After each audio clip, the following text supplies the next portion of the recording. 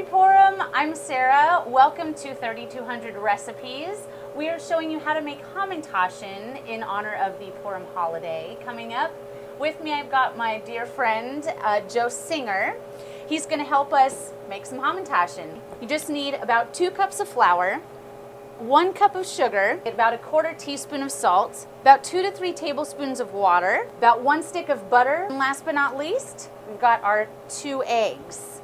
So we've got our good old dough that we just made. We're gonna lay it out on, you can do some wax paper, just use a cutting board, just flatten out the dough to about 1/8 to 1/4 inch thickness. You're gonna take good old cookie cutter, or if you don't have a cutter, just get a glass or a cup. You're just gonna make little Hamantaschen pastry dough with the cup.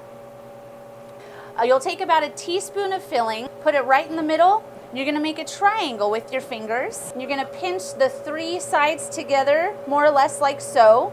You can either leave the filling out and unconcealed, or you can pinch it into a little pocket. We're gonna take that with our magical TV tray of cookies ready to bake.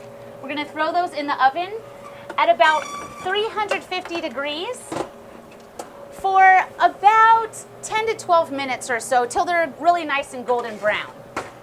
Now while those are baking, Jose, why don't you tell us a little more about this cookie and what makes it so special? I'd be happy to, Sarah, thanks. Hamantaschen are very special. As you noted, they have a unique shape. Now you know that typically the Hamantaschen is associated with Haman's hat, Haman's ear, or Haman's pockets. And as of 2004, Professor Wendy Doninger actually made a compelling argument that that the Hamantaschen actually traces back to feminist mythology. She says, look at the shape of that. What does that look like to you? That looks like... That's a great time for us to go and get our cookies, Jose. Ooh. Those look nice good. and fresh, and you don't even need pot holders. So, here's our finished cookie.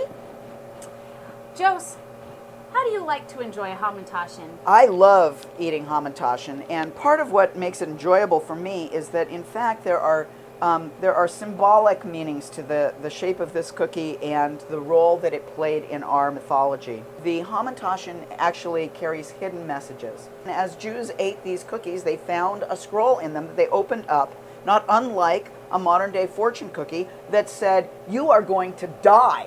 Wake up." And this catalyzed a tremendous salvation of the Jewish people.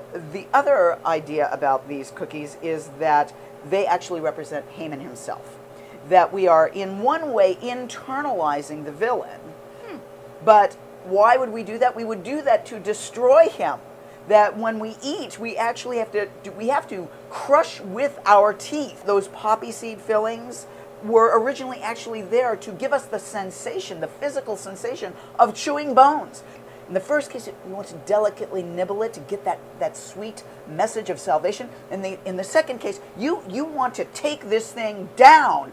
Take it. I'm going to kill you. You're not going to take this stuff. You're not going to fall. Thanks, Jose. I think that's about all the time we have for today. This has been Sarah and Jose on 3200 Recipes. Wishing you a great Purim. We'll see you soon.